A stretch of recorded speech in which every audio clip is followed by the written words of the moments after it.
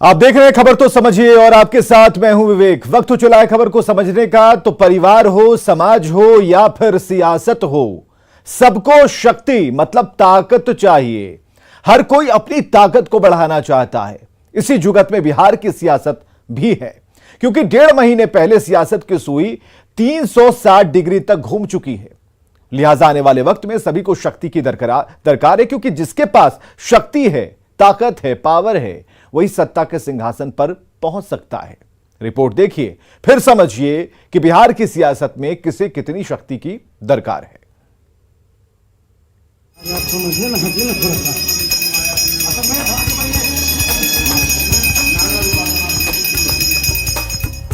सियासत में सिद्धि के लिए शक्ति का होना जरूरी है, तभी तो मां के दरबार में हाजिरी लगाकर मुरादें पूरी करने की कामना की जा रही है। 2024 के लिए विपक्षी एकजुटता का बीड़ा उठाने वाले नीतीश भी जानते हैं कि डगर मुश्किल है, लेकिन सत्ता के लिए शक्ति जरूरी है। विपक्ष की शक्ति को बढ़ाने के लिए नीतीश दिल्ली से फतेहाबाद की दौड़ लगा चुके हैं। 10 से ज्यादा विपक्षी नेताओं से मुलाकात कर चुके हैं। मुराद है 2024 में नरेंद्र मोदी को कमजोर करना। मुराद है नई पीढ़ी को आगे बढ़ाकर खुद के लिए दिल्ली का रास्ता बनाना।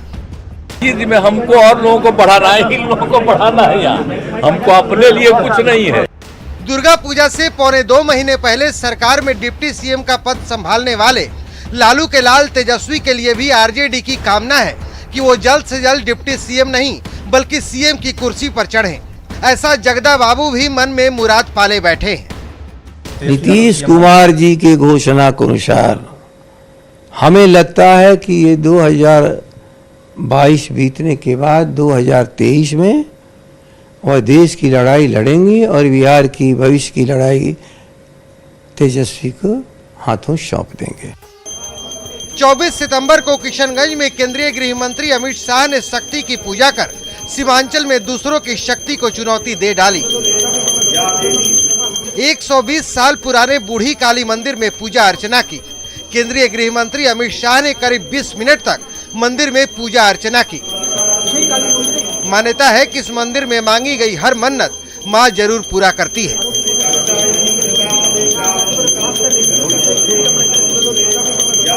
ये पहला मौका था जब किशनगंज के इस 120 साल पुराने काली मंदिर में देश के किसी गृह मंत्री ने पूजा अर्चना की।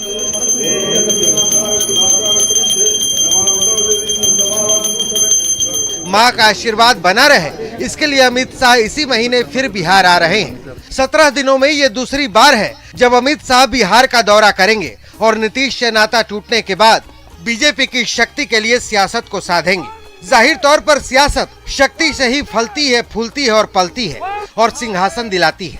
लिहाजा सियासत भी शक्ति के लिए शक्ति पूजा में लीन है। Bureau report, news 18 network. चलिए, हमने आपको एक रिपोर्ट दिखाई, कहा कि किसके पास कितनी ताकत है ये बताएंगे। घंटी डुला रहे हैं सभी लोग, आरती दिखा रहे हैं, लेकिन बिहार विधानसभा में जो ताकत है, जो स्ट्रेंथ है, उसकी बात सबसे पहले 243 सीटें हैं। अब 79 जो विधायक हैं वो आरजेडी के पास हैं, तो आरजेडी के पास ताकत ज्यादा है, सबसे बड़ी पार्टी है। जेडीयू के पास 45 विधायक हैं और लेकिन सीएम नीतीश कुमार हैं, इनके पास भी ताकत है।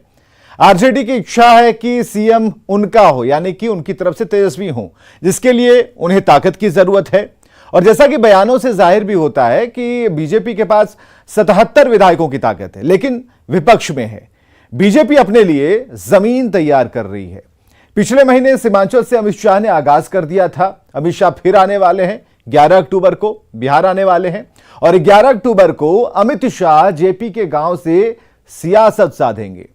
तो जेपी की जयंती के दिन अमित शाह जेपी के गांव पधारने वाले हैं, तो दूसरी तरफ नीतीश कुमार जेपी के कर्म क्षेत्र नागालैंड में उनकी जयंती मनाएंगे। मणिपुर में जेडीयू टूटने के बाद नीतीश का यह पहला दौरा होगा।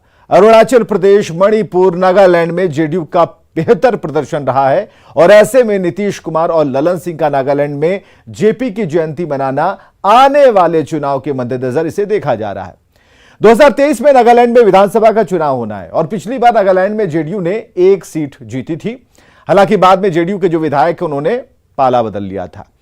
नीतीश कुमार खुले तौर पर विपक्ष की शक्ति को बढ़ाने का बीड़ा उठा चुके हैं। बिहार में बीजेपी को खत्म करने का दावा किया जा रहा है, जबकि बीजेपी ने 35+ का टारगेट तय कर लिया है। जाहिर है सभी दलों को शक्ति की तलाश है। बढ़ते हैं आगे।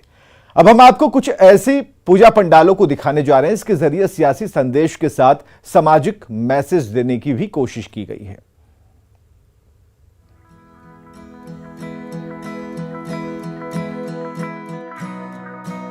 ये है रांची के नामकुम का दुर्गा पूजा पंडाल, जहां भक्ति के साथ साथ राजनीति की भी झलक देखने को मिल रही है।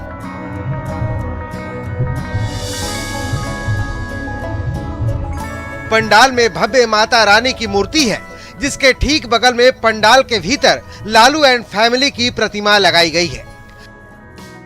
तस्वीरों में आप देख सकते हैं कि लालू यादव, राबड़ी देवी, तेजस्वी यादव, राजश्री यादव, रोहिणी आचार्य तक की मूर्ति लगाई गई है।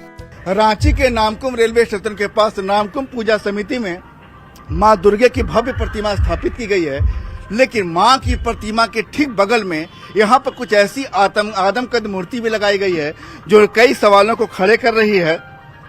यहां पर राजद के राष्ट्रीय अध्यक्ष लालू प्रसाद और उनकी पूरे परिवार की यहां पर आदमकद मूर्ति लगाई गई है। हमने पंडाल के आयोजक से सवाल किया कि क्या मां की प्रतिमा के ठीक बगल में किसी राजनीतिक व्यक्ति और परिवार की आदमकद मूर्ति को रखना सही है। जवाब क्या था, आप भी सुनिए।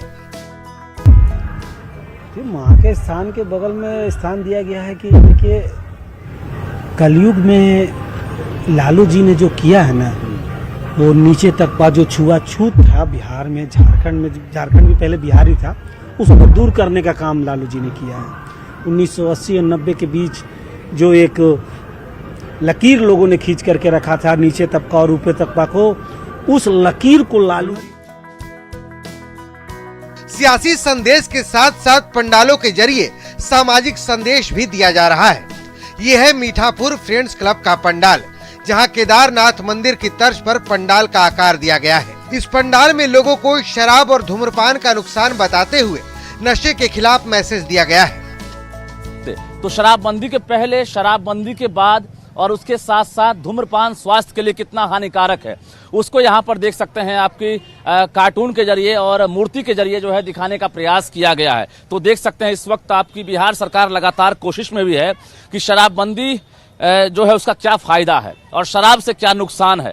तो इस जो तस्वीर को आप देख पा रहे हैं, तो निश्चित रूप से आयोजकों ने कोशिश की है कि जो लोग हैं वो मां का दर्शन करने के साथ साथ सामाजिक संदेश भी प्राप्त करें। जाहिर है दुर्गोत्सव की धूम तो हर तरफ छाई है, लेकिन इस बार दुर्गा पूजा में भव्यता और कलात्मकता के साथ साथ सियासत से लेकर सामाजिक संदेश भी देखने को मिल रहा है। न्यूज़ 18 के लिए रांची से संजय सिन्हा और पटना से रजनीश कुमार की रिपोर्ट।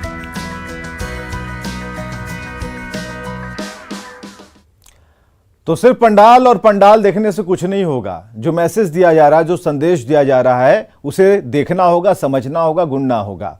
लेकिन आपको यह भी समझना होगा कि संदेश देने के लिए इतना खर्च क्यों किया जाता है।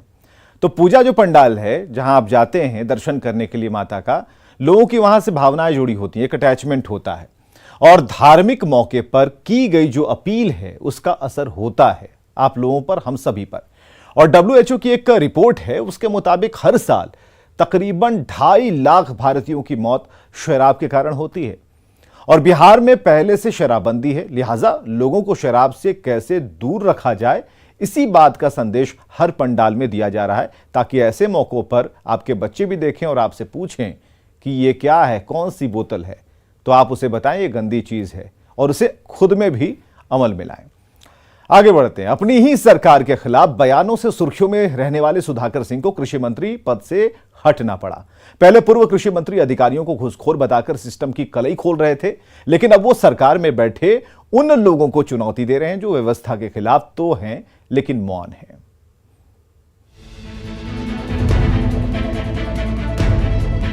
सिस्टम पर सवाल उठाना सुधाकर सिंह को भारी पड़ गया।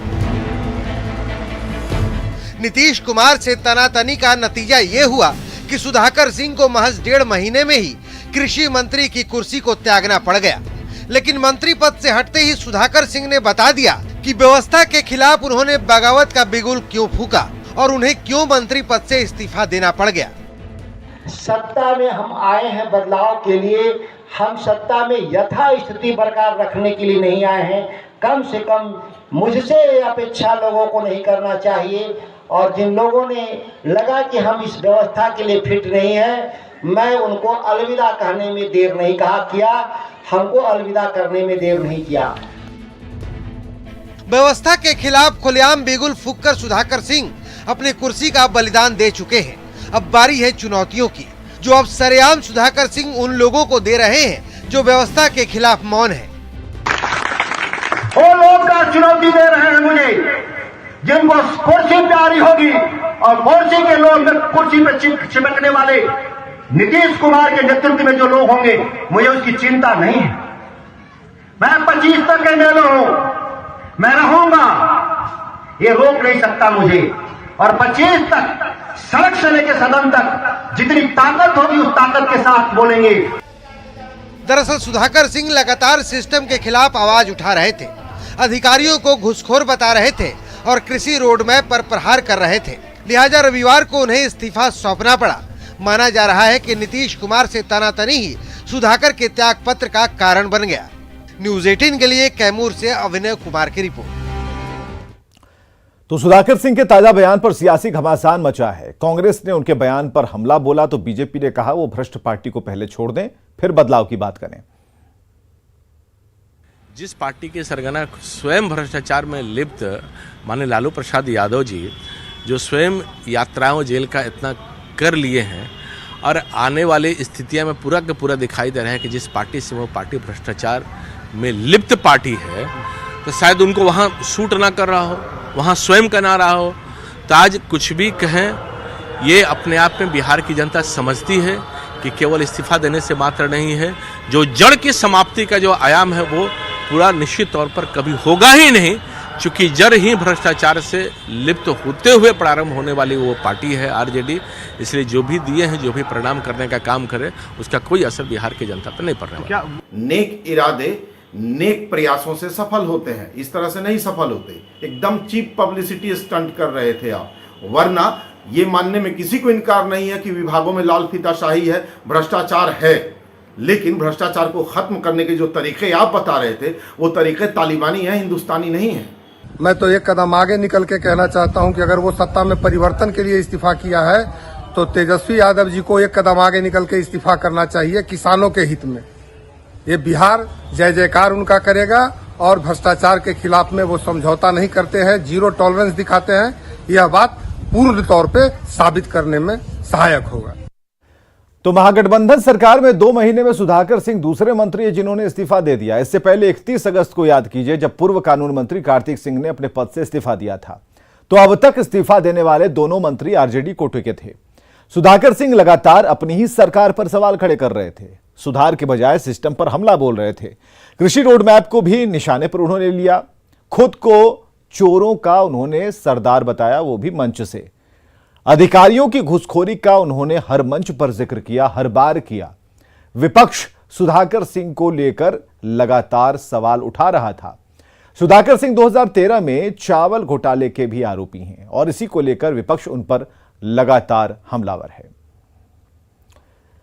और अब चलिए आगे बढ़ते हैं, बात करते हैं प्रशांत किशोर की। जनसुराज पदयात्रा के दौरान पश्चिम चंपारण के जमुनिया गांव में प्रशांत किशोर ने एक बार फिर सीएम नीतीश कुमार पर हमला बोला है। प्रशांत किशोर ने कहा कि साल 2014 में लोकसभा चुनाव हारने के बाद नीतीश कुमार ने दिल्ली आकर उनसे मदद की गुहार लगाई थी और आज वे मुझे ज्ञान दे रहे हैं। हमको समझ रहा है कि आके धकिया देंगे, हम धकियाने वाले हैं। बढ़िया बढ़िया आदमी का नाक में दम कर देंगे। ये अभी नीतीश कुमार मुख्यमंत्री बन के बहुत होशियार बन रहे हैं। 15-14 में चुनाव हार गया था, दिल्ली आया मेरे पास पूछने के लिए, चलिए हमारी मदद कीजिए। महागठबंधन बना के सरकार जिताने में हम लोगों ने कंधा लगाया, अब वह बैठ के हमको ज्ञान दे रहा है। अभी 10-15 दिन पहले आपने देखा होगा मीडिया के माध्यम से घर पर बुलाकर बोले कि आइए हमारा पार्टी लीड कीजिए। हमने कहा नहीं हो सकता है। अभी पूरे पेस में है पीके, और पेस में पीके जब हो रहे हैं तो ये पूरी तरह से चुनावी रणनीति का एक हिस्सा सा लगता है। लेकिन बोलते बोलते बैठकर ज्ञान दे रहा है। याद कीजिए जब नीतीश कुमार जब वो बयान दे रहे थे तो कहा जा रहा था कि अब उनकी जुबान भी लड़खड़ाने लगी, किसी को तू तड़ा करके बात कर रहे हैं। लेकिन इस वक्त जो पीके ने मंच से कहा कि बैठ के ज्ञान दे रहा है, नीतीश कुमार को कहा। और अगर नीतीश कुमार की बात इतनी ओछी थी तो फिर आप कौन सी शब्दावली का प्रयोग कर रहे हैं और किस भाषा का प्रयोग कर रहे हैं, वो भी सूबे के मुख्यमंत्री के लिए। सोचिएगा पीके साहब। छोटा नागपुर के नागवंशी राजवंश में नवरात्र में दुर्गा पूजा का इतिहास करीब 2000 साल पुराना है। आज भी रांची के रातू किले में मां दुर्गा की प्रतिमा इसी परंपरा की कहानी को बयां करती है। हर साल नवरात्र की नवमी पर मां के दर्शन के लिए हजारों की भीड़ जुटती है।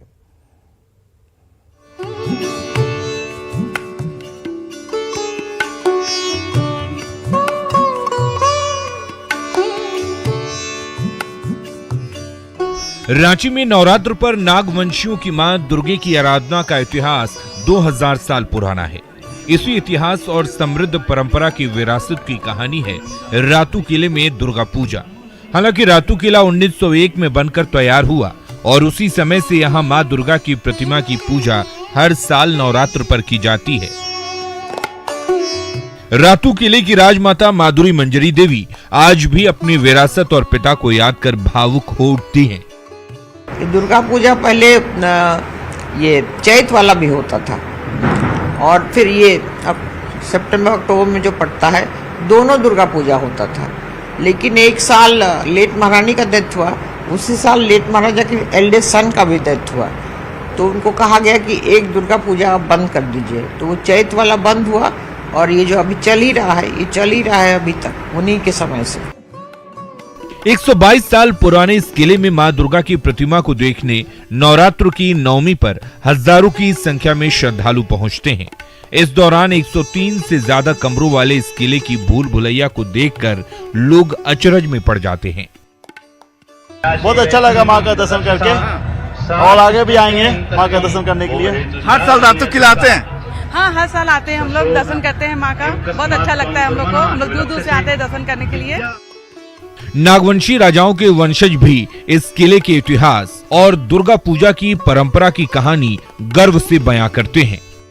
और ये जैसे जैसे यहाँ छोटा नागपुर के पूरे इलाके में ऐसे ऐसे नागवंशियों के कई महल थे, उन महलों में पूजा होती थी। और यहाँ पर देख रहे हैं चूंकि ये 122 साल पुराना महल है, लिहाजा यहाँ जो दुर्गा पूजा का इतिहास है 122 साल पुराना है।